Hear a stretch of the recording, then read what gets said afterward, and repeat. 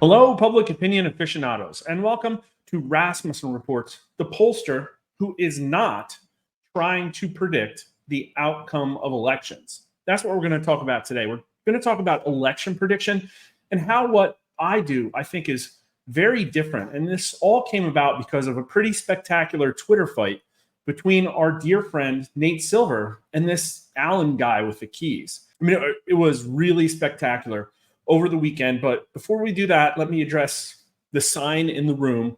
We finally hit, thanks to all of your help, 100,000 subscribers on YouTube. I never thought when we started this that there would be as many people out there as interested in polling as you all seem to be. It's really incredible. I think public opinion is fun, and we're going to see some interesting things about the race in this video today as well, and also the latest overnight matchups. But here's what played out, and if you haven't followed him yet, you probably should. Nate Silver's a pretty funny follow, but basically, like, this Allan Lichtman guy, and I'm doing this because everybody keeps asking me, what about the keys? What about the keys? Tell me about Allan's,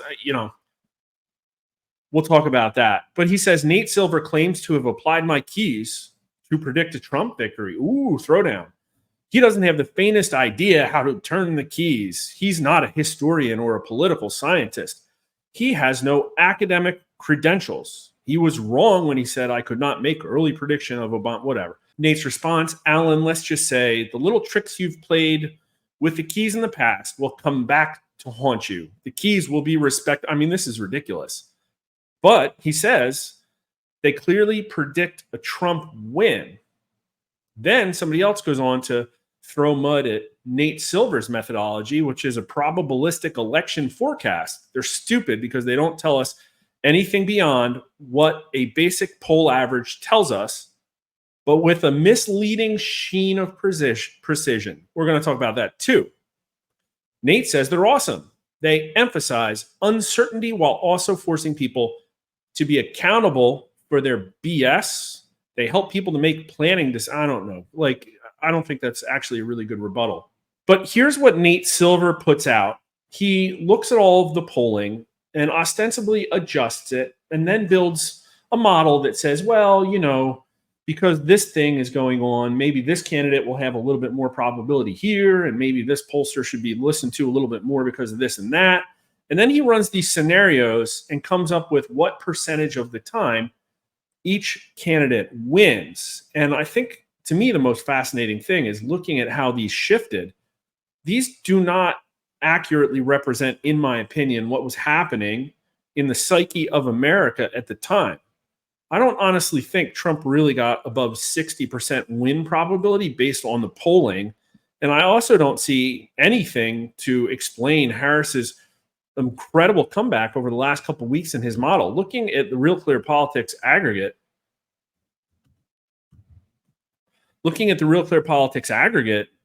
she's been flat, if anything, or might be slightly losing steam. So this shape doesn't make any sense to me whatsoever. And ultimately, here's what it comes down to. Nate is consuming data and outputting a single number, which is a probability of a Trump or a Harris win.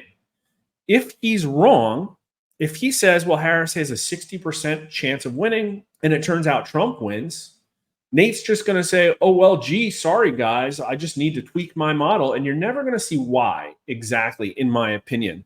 And also, I think there's some things suspect about what he's doing here. I think it's really creating a black box in which he really can get his hands dirty in a way that isn't transparent. And there's some stuff here that just stands out to me. Everybody calls New York Times Siena a well-respected pollster, and they have an A+ here.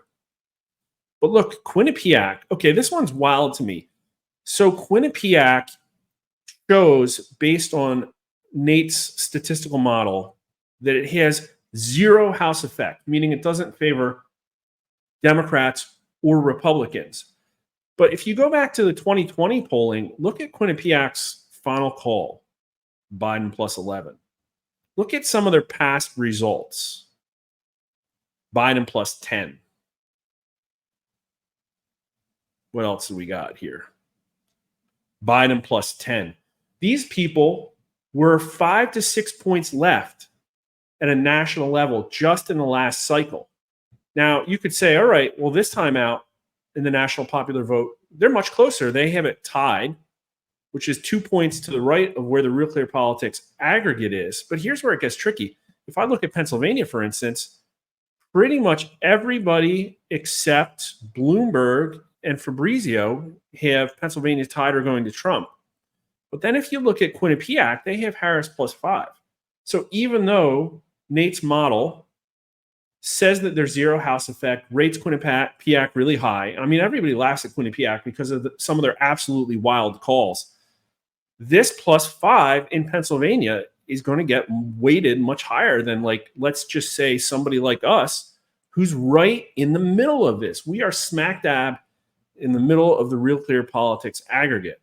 And I'll also add that there's evidence that all the time Nate Silver is adjusting this model on the fly. He just downranked us as a Republican pollster for, in my opinion, spurious reasons, which we will address on War Room tonight. But why, if you're trying to be accurate, would you change your model in an untested way in the middle of anything? It doesn't make sense.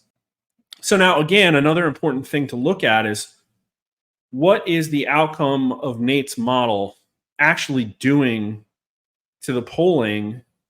And we just saw in the Real Clear Politics aggregate that all of the polling showed that Trump was winning by, I think it was 0.2 points. So this is about 1.5 points left of where Pennsylvania is at, just with a straight average. Obviously, because of things like considering Quinnipiac a high-quality pollster and weighting this higher than it probably deserves. That's just one example. I think in all these situations, you're going to find similar stuff. Look, here it has Michigan Democrat +2. Let's just look at where Michigan is now. So Nate is, again, adjusting the left-leaning polling industry to be even more left. And Nate shows Harris winning Michigan by 2, even when Alyssa Slotkin came out and said that the internal polling of the Harris campaign shows them losing. So whatever, I mean, like, I'm not a troglodyte. I'm not knocking statistical models. I just think the underlying polling is more interesting.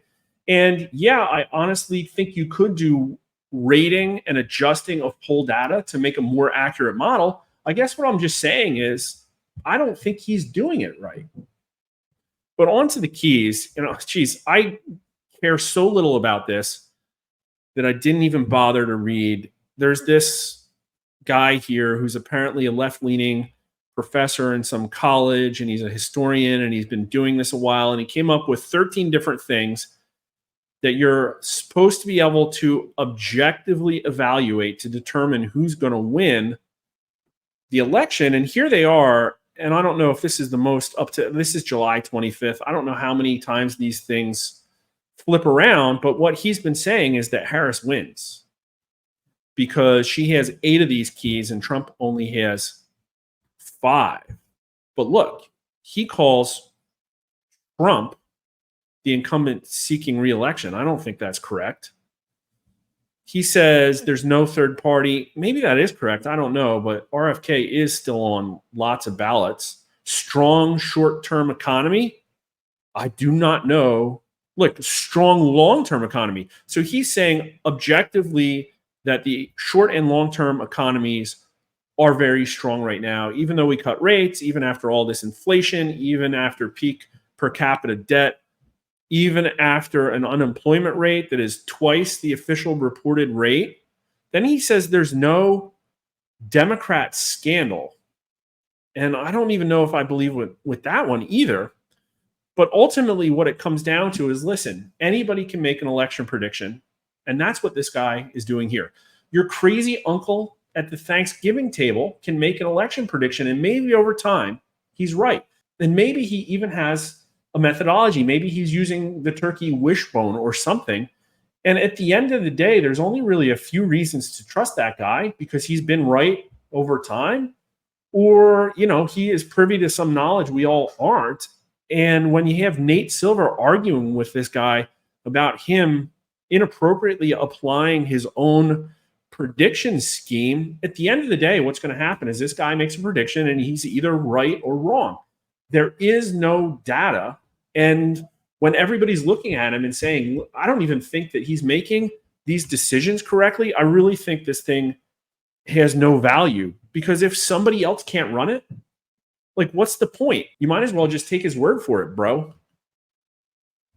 He doesn't have the faintest idea how to turn the keys. This is the funniest sentence I think I've heard all week. You have to be a historian or a political scientist to do this, and has no academic credentials. I care not a whit for academic credentials. In my opinion, this is intellectual gatekeeping and is not a strong argument. But again, no reason, in my opinion, looking at this spat and coming out of it saying, well, I have more trust in the way these guys are predicting elections. But here's what we do. We put out data. Maybe we'll be off, but we're not going to be wrong. It's just a question of how off we are. If ultimately the numbers go sideways and Trump wins by a point in the national popular vote, then we'll say, wow, we were really close, and let's look at our demographics and see how off they were. I want to know how off we were so that I can fix it and put out better data. And maybe we'll be a point too right. Maybe we'll be a point too left.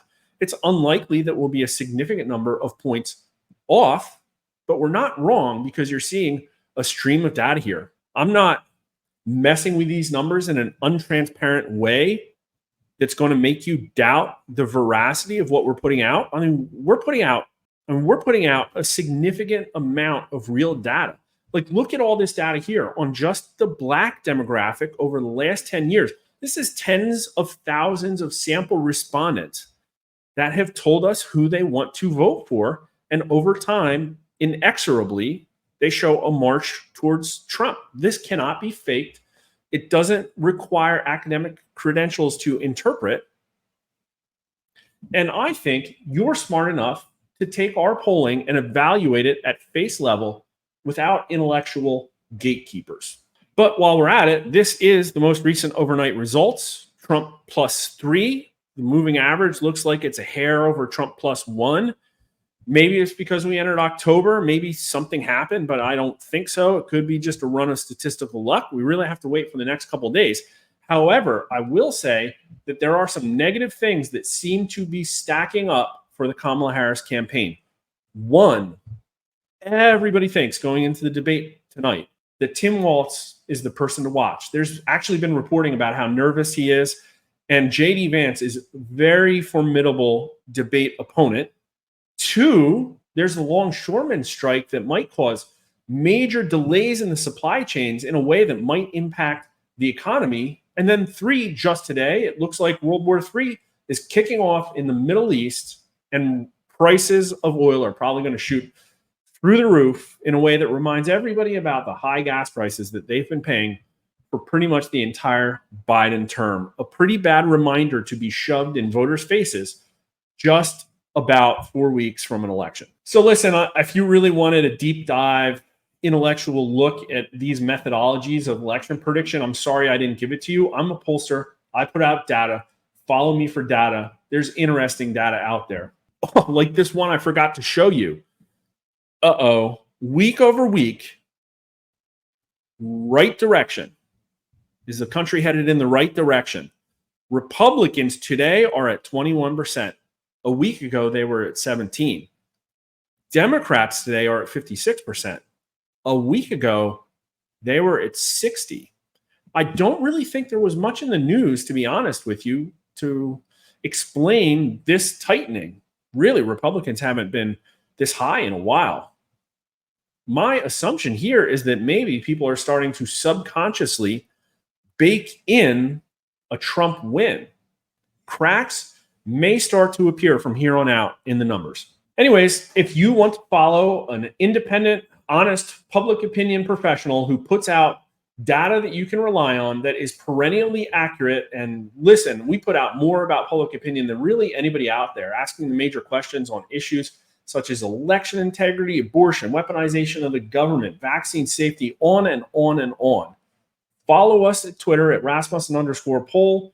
Rasmussen_poll at YouTube as well.